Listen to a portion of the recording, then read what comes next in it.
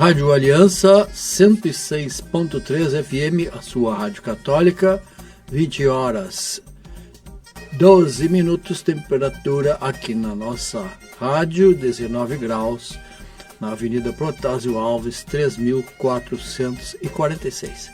E começando o programa Linha Direta Saúde, pelo telefone 3334-5400, conversaremos em linha direta sobre doenças, exames, procedimentos, recursos de saúde, tudo que se refere a essa área, exames, esclarecimentos que se possam prestar para ajudar as pessoas.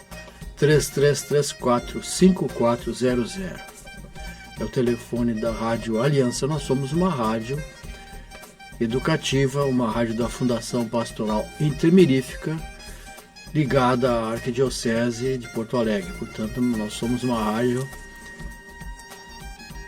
da Igreja Católica. E por isso, as nossas mensagens são sempre mais ou menos nesta linha de vida, de bem, de esperança, de amor, de caridade. E aqui no caso deste programa, de saúde. Participe, 3334-5400. Nós temos aqui, quem tem acesso ao Facebook aqui da rádio pode ver, nós estamos aqui com a relíquia de São João Paulo II ao nosso lado, e essa relíquia vai ser objeto de nossa veneração e motivará também o encontro agora na próxima quinta-feira, no dia 26, com o tema O Amor Me Explicou Tudo. Será aqui no auditório, então no dia 26, quinta-feira, a partir das 2 da tarde, 14 horas. Haverá pregação e missa com o padre Fabiano Gleiser, da paróquia Nossa Senhora das Graças de Gravataí. Também a oração do Terço da Misericórdia, Terço Mariano, né? Então, nós convidamos a todos para a próxima quinta-feira, dia 26, aqui no auditório da rádio, às 14 horas, para rezarmos, pedirmos a intercessão de São João Paulo II, através desta sua relíquia, e ouvirmos, é claro, a pregação, participarmos da Santa Missa e rezarmos durante esta tarde, quinta-feira, 14 horas. 20 horas e 16, ligue para 3334-5400, o telefone aqui da rádio. Nós estamos com o tempo um pouquinho reduzido por essas inserções que nós tivemos que fazer antes, mas ainda nos restam aí mais de 40 minutos. Ligue para nós, poderemos conversar, dar orientação, esclarecer quanto a exames, doenças, procedimentos, porque é importante que a gente saiba também aquilo que está acontecendo conosco. Muitas vezes a pessoa ou não entendeu, ou quem cuidou dela ou pediu exames não explicou muito, então a gente procura complementar. Alô? Boa noite. Boa noite. Doutor Nelson, vamos ver se o senhor pode me ajudar. Já faz um certo tempo, acho que umas 2 semanas ou 3, que eu venho sentindo um tremor na pálpebra direita. E eu consultei uma neurologista para tratar de outras questões do sono, por exemplo, e ela me disse que isso podia estar vinculado à ansiedade e estresse, que era muito comum isso. Ocorre que de uns 2 dias para cá eu tomo muito café, principalmente pela parte da manhã. Eu eliminei o café da rotina e notei que isso vem diminuindo de modo assim paulatino, e é uma coisa que incomoda bastante, na verdade, né? Eu não sei o que o senhor poderia me dizer em relação a isso. Bom, boa noite, Paz de Jesus. Tá, obrigado pela participação. Paz de Jesus. Primeira coisa que nós temos que pensar. Ora, a pálpebra está reagindo a um estímulo. A coisa mais comum que nós temos neste período de mudança de estação, e principalmente primavera, onde nós temos muitos pólens, muitos alergênios em suspensão no ar, é que o nosso olho esteja irritado mecanicamente por alguma coisa. É verdade que a ansiedade, tiques nervosos e outros problemas relacionados ao controle muscular podem estar envolvidos, mas são causas menos frequentes. Além do que, o problema envolvendo só uma pálpebra nos faz pensar assim, bom, mas a ansiedade, por que será que está atuando somente sobre uma pálpebra? Afinal, deveria atuar sobre as duas. Claro, em biologia e medicina tudo é possível, mas como causa mais comum, distanciada das outras, nós temos as irritações palpebrais, tipo conjuntivite e afins, né? Que são extremamente frequentes nessa época. Não vamos esquecer que nós ainda temos uma alternância de tardes amenas com madrugadas frias, geladas até. Isto pode ajudar também a favorecer o aparecimento de irritação mecânica, porque favorece, como toda a mucosa, e o olho é recoberto pela mucosa, as pálpebras também, né? Favorece a irritação térmica das mucosas. Tanto é que nós podemos ter, e com muita frequência temos nessa época, obstrução nasal, um certo pigarro, uma certa irritação de garganta. Então, se inclui neste quadro. Vamos colocar assim, é um tipo de conjuntivite. Às vezes até esse tipo de coisa favorece o aparecimento de uma infecção bacteriana, quer dizer, uma conjuntivite que se caracteriza aí então por uma vermelhidão grande nas conjuntivas oculares, no olho, de modo geral, vamos explicar assim, né? Com secreção de manhã, no canto do olho apresenta uma secreção, às vezes até amarelada. Então nós temos aqui esta causa como mais comum, a irritação local. Claro, nós podemos pensar assim, se o problema é tão localizado, uma pálpebra especificamente, o raciocínio lógico é esse, tem alguma coisa lá. É claro que pode ter por dentro um exame mais acurado daquela mucosa palpebral, pode ter algum cisto, algum que se chama chalásio, que não deixa de ser um cistozinho, mas é uma pequena bolinha purulenta, e até um corpo estranho, eventualmente, pode ser responsável por isto. O fato de ela estar diminuindo com a redução do consumo de café, provavelmente é uma coincidência. A conjuntivite, ela diminui.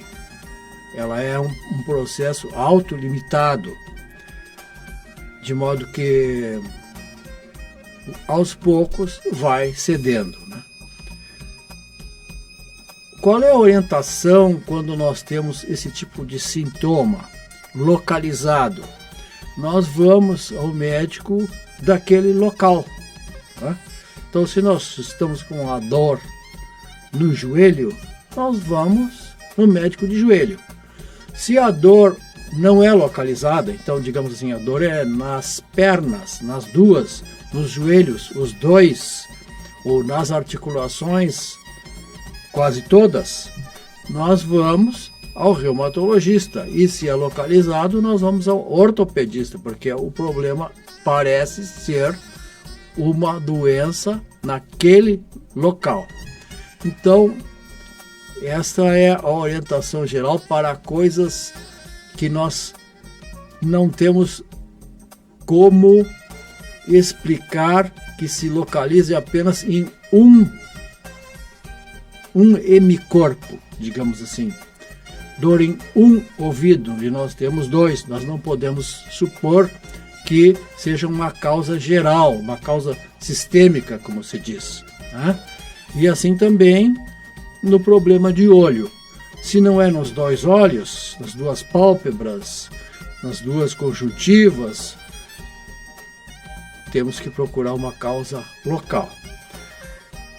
Quando o problema persiste, o que fazer? Procurar um oculista, porque ele vai ali examinar, ver se tem alguma coisa naquele órgão, né? No olho, no caso. Se o problema for no ouvido, claro, num especialista de ouvido ou um otorrino, e assim por diante. Eu espero que isso explique mais ou menos o meu ponto de vista sobre o assunto. 20 horas e 25 minutos e a temperatura está bem agradável, 19 graus. Ligue para nós no 3334-5400. E as pessoas que estão nos vendo através do Facebook aqui da rádio podem observar aqui ao meu lado a relíquia de São João Paulo II, que será objeto das nossas orações durante todos esses dias e especialmente na próxima quinta-feira, a partir das 14 horas, aqui no auditório da rádio, quando nós teremos pregações, orações e missa. Alô? Oi, Esther. Pois tudo não, bem? Tudo bom? Eu tenho uma dúvida que... Só um minutinho. Diminui aí, por favor. A minha filha está tomando amoxicilina, tá? Para? E Oi, você está me ouvindo? Para que? Estou lhe ouvindo bem. Tá. E ela está tomando amoxicilina e o médico receitou 5 ml de 12 em 12 horas. E eu comprei um frasco de 100 ml. Isso para dar para ela durante 10 dias. Só que ali ele vem em pó, a gente põe uma água filtrada até uma marca, né? Uhum.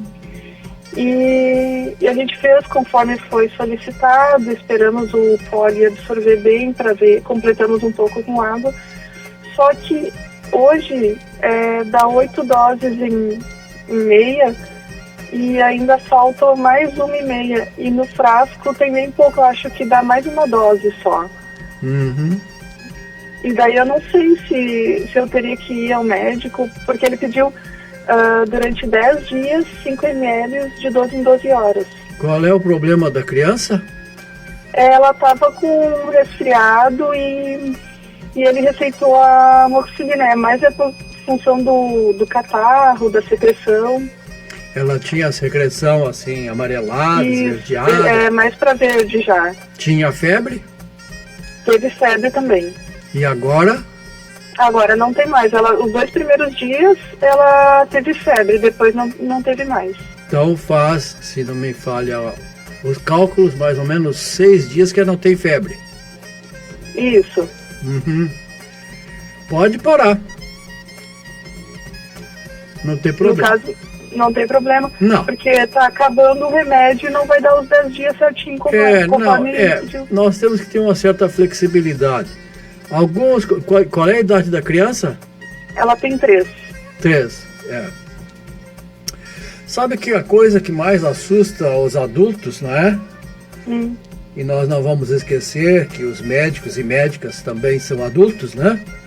É uma criança doente, né?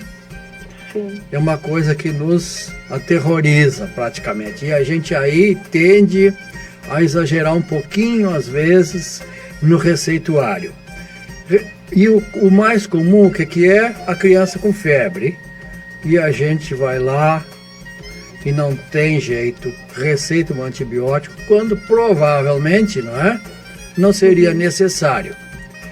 De qualquer forma, quando nós temos, eu não estou aqui criticando porque não tem como, não é? Nós estamos conversando aqui, não examinei a criança, não conheço o caso. Mas é uma orientação geral, assim. Então a gente fica preocupado com o antibiótico, falta mais um dia, falta mais meia dose e tal. Bom, a criança sem febre há 6 dias, ela já está boa. Mesmo que ainda tenha um pouco de secreção, e isso é normal, né?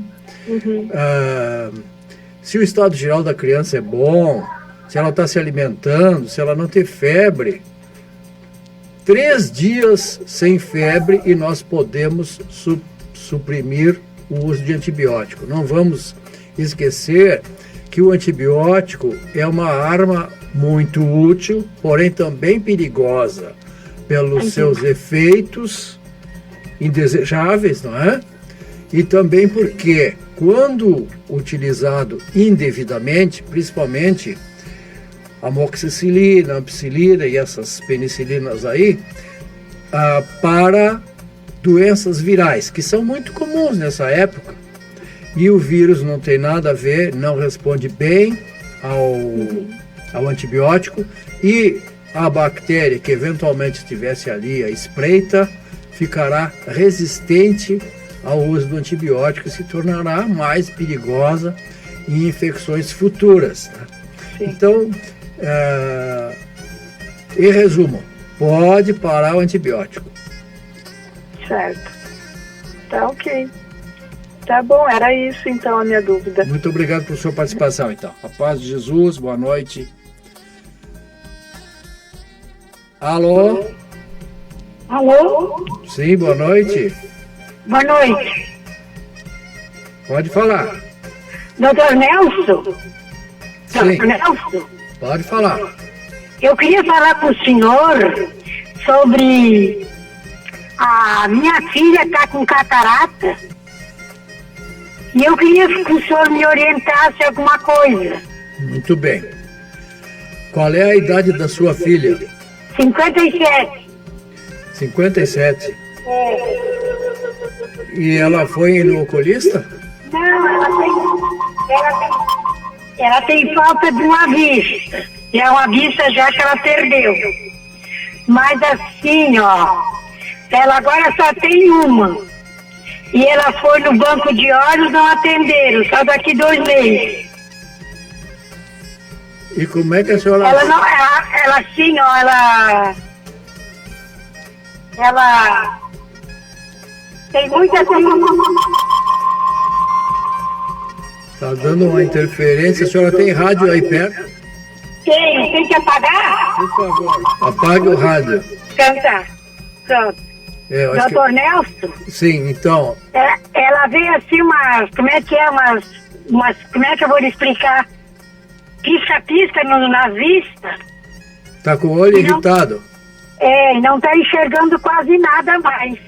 Bem... E aí ela foi no oculista, mas eles não atenderam. Então ela não foi no oculista, né? Bem... Sim, mas ela tirou consulta, mas eles não atenderam. Porque vai demorar. Eu queria tentar para o senhor se existe alguma coisa até ela ir para o médico, o que é que ela pode fazer. Bom, o olho incomoda, tá coçando? Não tá coçando, é tipo assim, ela diz que não tá enxergando nada. Não. Sai de uma faísca assim, umas coisas escuras assim, e ela não tá enxergando quase nada. Ela tem dor no olho? Não, tem dor, não senhor. Não tem dor no olho. O olho não tem, assim, pus, secreção de manhã? Não, senhor. Nada. E só isso, então, ela tem... Doutor. Ela enxerga como se fosse assim, faíscas, é isso? Isso. Bem, sai assim umas coisas, umas faíscas. Ela precisa mesmo de um oculista, claro, não é? Claro que ela precisa de um oculista. Coçou a vista? Catarata, ela até pode ter, não é? Mas, em geral, 57 anos é uma idade ainda meio precoce para catarata. Pode acontecer, mas não deve ser isso aí. A catarata é uma coisa que vai muito devagarinho, não dá esses sintomas assim de faiscamento, uma coisa que começa mais ou menos recente, compreende? É uma coisa antiga, a catarata vai aos pouquinhos. Porque, doutor Nelson, ela não tem um olho, né? Pois é, senhor. Faz anos. E agora ela tá... E o médico disse que é catarata. Mas que médico que falou isso? Lá naquele Vila Nova, lá naquele poço que tem. Ela foi no Hospital Vila Nova. Ela foi num clínico? No clínico? No Hospital de Olhos, lá no... Não, Vila Nova não é de olhos. Hospital, mano. Bom, seja catarata ou não, a catarata nunca é uma coisa urgente. Agora, esses faiscamentos no olho e coisa assim, pode significar que ela tem algum problema no olho, mas que não seja catarata, viu? Sim. Então, eu acho que não tem outra maneira de conseguir uma consulta com o oculista antes? Não tem outro lugar, além do banco de olhos? Não sei, doutor Nelson. Ela está aqui na cama, eu tô... Porque ela deveria ir num oculista, no posto de saúde, que encaminhe ela para o oculista. Será que não adianta? Eu estou conversando com o senhor para ver qual é a orientação que o senhor diz. Ela precisa ir do oculista. Eu acho muito tempo, 2 meses. Ainda mais que uma coisa que começou há pouco isso, não é? Sim. Então... Sim, mas olha que ela não está enxergando nada. Mas agora ela disse que não enxergava. Pois é. Mas uma hora para outra... É um problema sério, ainda mais que ela só tem um olho válido, não é? Só um olho válido. Então nós temos que procurar uma solução antes disso, não é? Antes disso. Quem sabe, vamos dar uma tentada. Aonde que a senhora mora? Onde que ela mora? Eu moro aqui no Sarandi. Sarandi, Porto Alegre, né? Isso, Porto Alegre. Bem, aí perto não tem pronto-socorro aí? Não, tem o Cristo Redentor, tem o Banco de Olhos. Sim, não, Banco de Olhos já foi e não dá. O Banco de Olhos tem plantão, será que chegando lá no plantão... Mas eles não quiseram atender, porque diz que tem que passar pelo posto daqui de perto de casa e o posto estava fechado. Mas o posto já reabriu, pelo menos é o que saiu no jornal, né? Mas eles não atenderam hoje, só daqui uns 5, 6 dias. E procurando outro posto? Mas aí não sei, né, doutor, porque eles acham que quem mora naquele bairro tem que ser o posto daquele bairro. Sei, mas a senhora pode chegar ou ela, né, pode argumentar, olha, aquele posto lá não está atendendo, então, qual é o outro mais perto que tem, né? Ou então a senhora vai no pronto-socorro municipal. Pronto-socorro? No pronto-socorro municipal, ali no Bonfim. Ali tem oculista, de plantão ali. Qual é o pronto-socorro, doutor Nelson? Do pronto-socorro municipal, ali na Avenida Oswaldo Aranha. Na Oswaldo Aranha. HPS, também conhecido como HPS, é isso aí, obrigado. Tá. Então tá, doutor. Eles têm um oculista de plantão, pelo menos antigamente tinha, né? Hoje em dia está tudo tão mudado que a gente não sabe mais a quantas anda, né? Mas, sei, doutor. Enfim, em resumo, ela precisa de um atendimento de oculista o quanto antes, tá? E se não vai esperar 2 meses, porque o Banco de Olhos não quer atender, vai num posto de saúde. Posto de saúde não atende, vai no outro. Pergunta lá, onde que eu vou então? Sim, tá. E aí eles vão dizer, vá no posto tal, ou vá ali, ou vá lá, sei lá, né? Sim. Não dá para ficar esperando. Essa é que é a minha mensagem, tá? Tá. Vamos batalhar. Tá. Uma boa noite. Muito obrigado, boa doutor Nelson. noite. Fique com Deus, que Deus o ilumine. A nós todos, obrigado. Paz de Jesus. Alô? Não? 2038, dei um alô desnecessário, não faz mal. Ligue 3334 5400. 3334 5400. É o telefone da Rádio Aliança. Nós somos uma rádio da Fundação Pastoral Intermirífica, uma rádio ligada aqui à Arquidiocese Católica, Igreja Católica de Porto Alegre. E uma rádio 24 horas no ar, sem propaganda comercial. Todas as rádios educativas, e essa aqui não deixa de ser uma rádio educativa. Nosso programa, por exemplo, tem um caráter educativo. O governo não permite que se tenha propaganda. Então, nós dependemos, é claro, que para manter a rádio funcionando, de doações. Seja, então, nosso contribuinte, inscreva-se como contribuinte da rádio. É muito fácil, é só ir lá no site da rádio. Aliás, no site tem bastante coisa lá. www.alianca.fm.br. E lá tem como ser contribuinte com cartão de crédito. A pessoa diz como é que faz, como é que não faz, né? Ou outras formas de contribuição, com boleto bancário, se a pessoa preferir, ou outra maneira. E lá nesse site também tem os contatos aqui da rádio, mandar pergunta, pedir oração, pedir esclarecimento sobre todos os assuntos que nós tratamos aqui.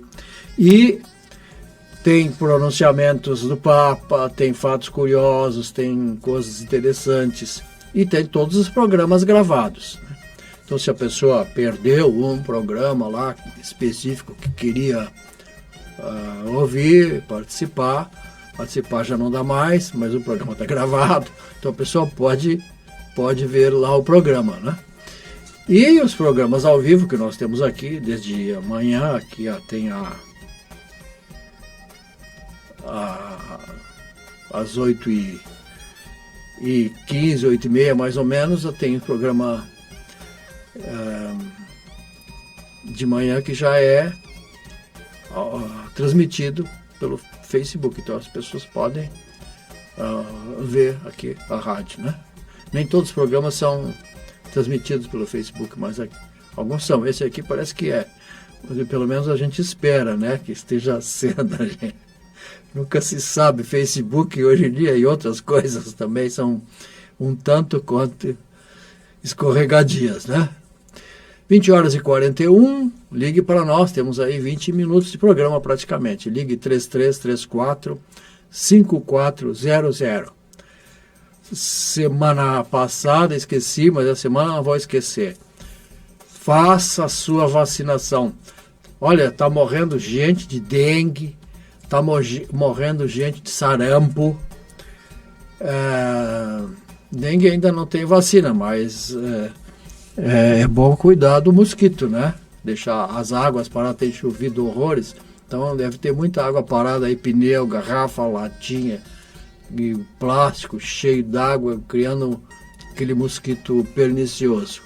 E as vacinas, tem gente que não leva as crianças para vacinar, aquelas vacinas mais banais. Daqui a pouco nós vamos ter de volta essas doenças que já não tínhamos nunca mais, né? Como está voltando agora o sarampo é uma doença perigosa, principalmente para criança pequena e pessoas, adultos também, né? É perigoso. Então, vá lá no posto de saúde, bote em dia suas vacinas. Tem vacina para criança, para adulto, para velho, porque todos têm que entender que é muito melhor fazer a vacina do que ter a doença e depois ter que tratar, que é mais difícil. Alô? Alô, boa noite. Boa noite. Doutor Nelson, Por gentileza, eu queria uma informação. É possível uma pessoa que não tem pressão alta, não tem colesterol alto, não é diabética e tem um AVC? É possível. É possível? É, porque o que influi no AVC são várias coisas, tá? Várias coisas. A senhora falou as coisas mais comuns, né? Sim. Uma pessoa que tem AVC porque tem entupimento das artérias por placa de colesterol, é diabética, não se cuida, não faz exercício, tem pressão alta, não se trata. Essas são pessoas que têm um risco grande de ter problema, né? Sim. Mas pode ter AVC quem não tem fatores de risco importantes. Não é preciso que a gente tenha uma outra coisa para ter o AVC. Em geral, tem uma causa antes, não é? Porque o AVC o que é? O AVC mais comum, que é por entupimento de uma artéria cerebral, portanto ele é um infarto cerebral, né? É por causa da aterosclerose, né? Mas a aterosclerose também tem múltiplas causas, né? Mas, por exemplo, eu sou uma pessoa de 84 anos, mas eu não tenho nada disso, entende? E eu me controlo na alimentação. Você tem que ver, eu não tomo refrigerante, eu nunca fumei, eu não como coisa gordurosa, assim, fritura, essas coisas. Eu não sei como é, só que foi fraco o AVC, entende? Uhum. E tem fator... Eu tive pneumonia junto. Hã? Eu tive pneumonia. Então, quando a minha filha me encontrou, eu estava bem, eu disse, minha filha, me traz um chá. Quer dizer, eu estava assim, parece com sinusite, né? Eu disse, me traz um chá, que eu tenho um produto com mel de gengibre, né? Daí eu boto uma água quente, limão, né? Eu disse, me traz um chá quando foi de manhã. Ela demorou um pouquinho. Eu disse, mas e a mãe que não se levanta pro café? Daí me encontrou assim, engraçado que essa parte eu não lembro, né? Daí chamaram o médico, né? Tudo, né? Daí eu não conheci ninguém. A minha neta veio e eu não conheci ela. E nem a outra, nenhuma das filhas tinha visto. Eu só vi meus netos na saída, assim. Quando eu cheguei no hospital, a doutora disse, a senhora teve AVC, mas não foi hoje.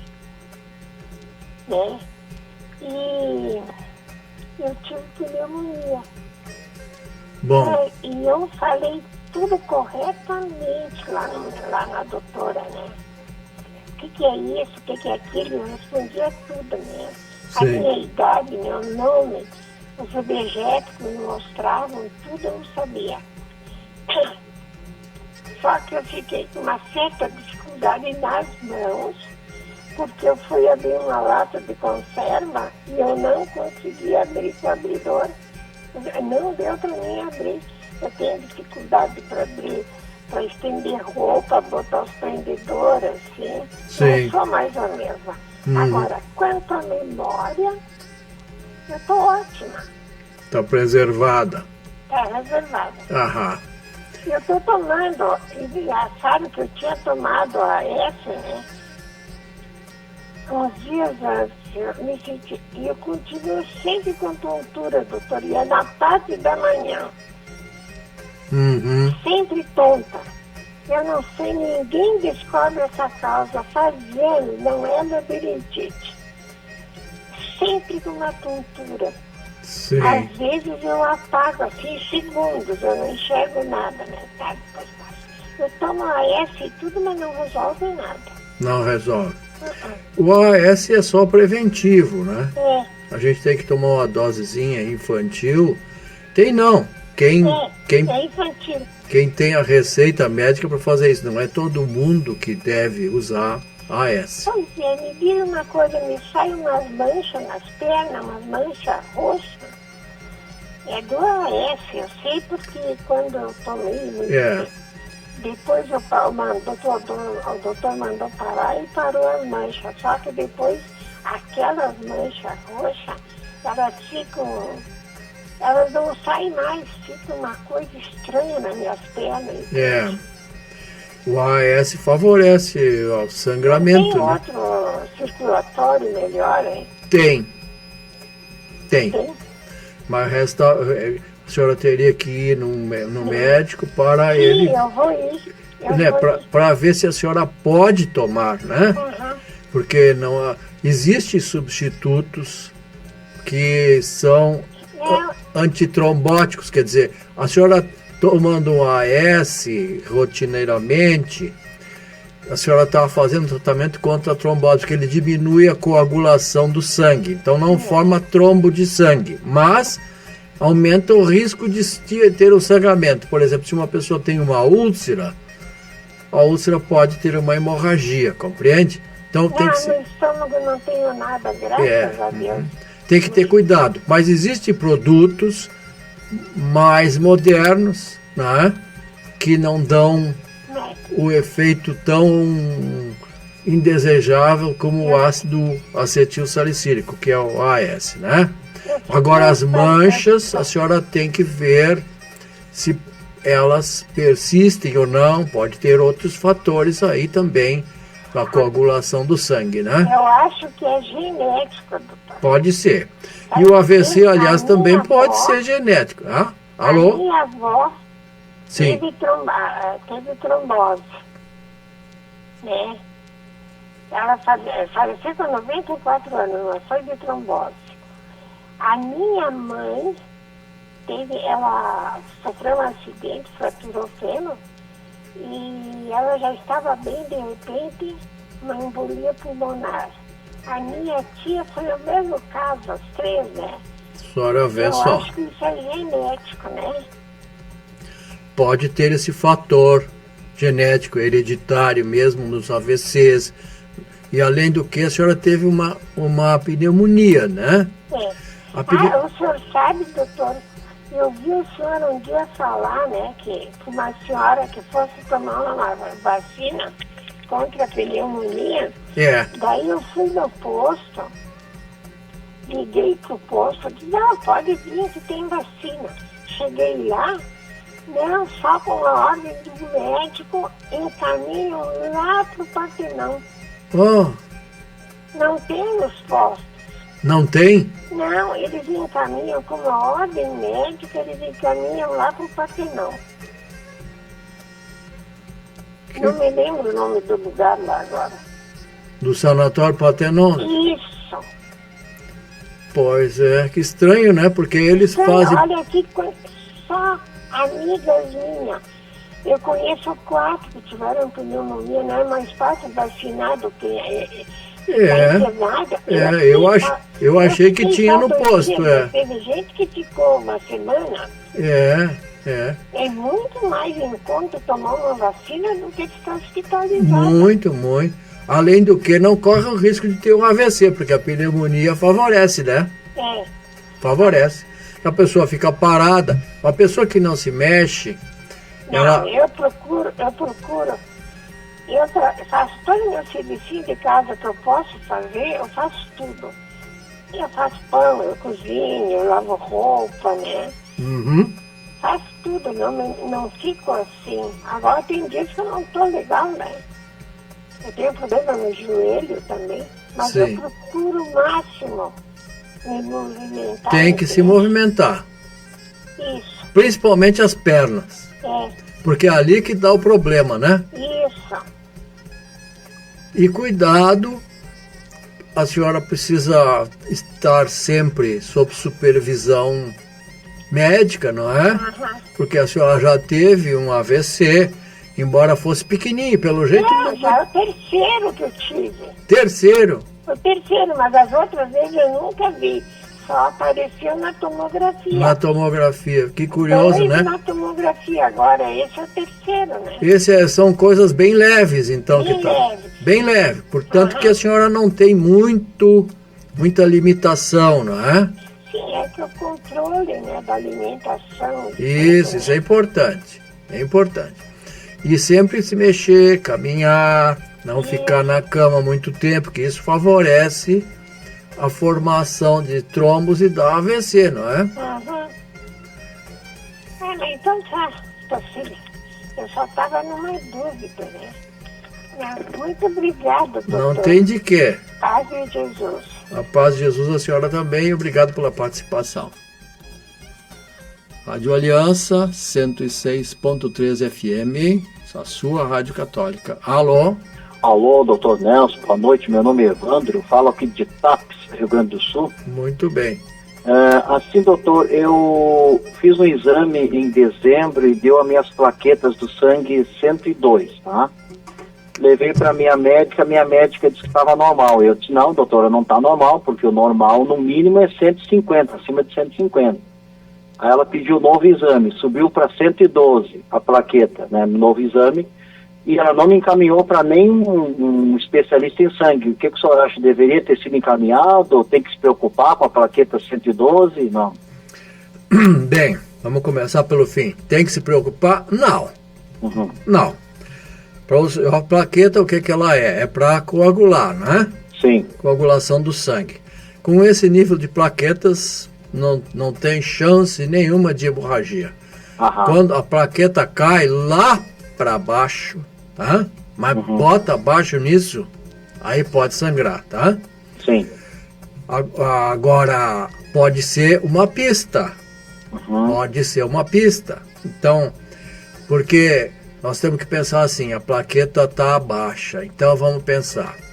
A fabricação de plaquetas, será que está boa? Onde é que é feita a plaqueta? É na medula óssea. Sim. Ela faz a plaqueta, faz o glóbulo branco e o vermelho e tal, né? Aham. O glóbulo branco e vermelho está normal? Olha, eu não sei lhe responder isso aí, doutor. Não sei, teria que fazer um hemograma mais completo, né? Não foi feito? Não, foi feito só contagem de plaquetas, né? Por quê? Eu não entendi o porquê que ela pediu isso aí. Só para que o senhor foi se queixar de alguma hemorragia, alguma coisa assim? Não, ela não sei, não entendi o porquê. Ela pediu o hemograma e veio só a contagem de plaqueta no hemograma, não veio os glóbulos vermelho e branco, né? Então, esse hemograma faz junto, né? Sim. Tem que fazer um hemograma completo para nós vermos se o senhor tem carência de glóbulos vermelhos brancos. E aí explica que a sua fabricação de plaquetas também está abaixo, né? Sim. Dando prosseguimento ao nosso raciocínio. Bom, se a plaqueta baixou, vamos supor que ela estivesse sendo fabricada bem, saber se os glóbulos estão normais, só a plaqueta baixa, né? Então você tem que pensar assim, o que está acontecendo com essa plaqueta? Ela está se destruindo, né? Sim. Ela está durando pouco? Por quê? Então vamos ver assim, tem causas para isso. Será que eu estou tomando algum remédio que influi, né? Por exemplo, anti-inflamatório, que é o mais comum, supressor de plaquetas, porque todo mundo hoje em dia tem uma dorzinha, toma anti-inflamatório. É um erro. O anti-inflamatório é um remédio ótimo, mas tem suas contraindicações.